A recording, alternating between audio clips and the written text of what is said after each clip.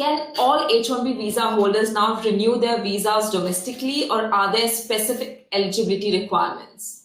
Well, you could, if the individual is here in the United States, you can do that. And there's a lot of different considerations about if you're planning, to travel and with your stamp and things like that when you're coming back in.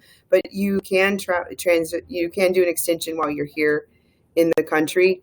One of the other things that happens with this is that one thing that happened a lot under the Trump administration, and just thinking about consulate right now, is that there were a lot of resignations and there was a lot of change.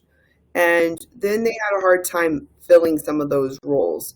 And so then things just got slower and a little more difficult. And one of the other things that I remember during that first administration was, and I'm just sort of talking in general, so I'm just sort of putting that thing in perspective. So when you're deciding whether you want to do an extension here or, abroad, but I would definitely, if you're here, and I would do it here.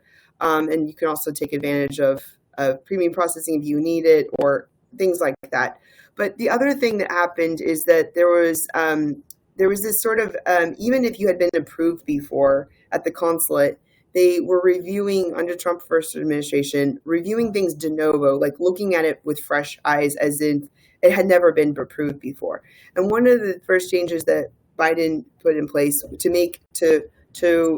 to basically honor the fact that it had already been reviewed and approved was to give a lot more credence to a prior approved petition and not look at it with fresh new eyes, assuming that it was a brand new case, and sort of giving it the deference of it being approved before. And so I'm bringing that up because there's going to be a few things that are going to happen. Like with the change in administration, it just happened on Monday.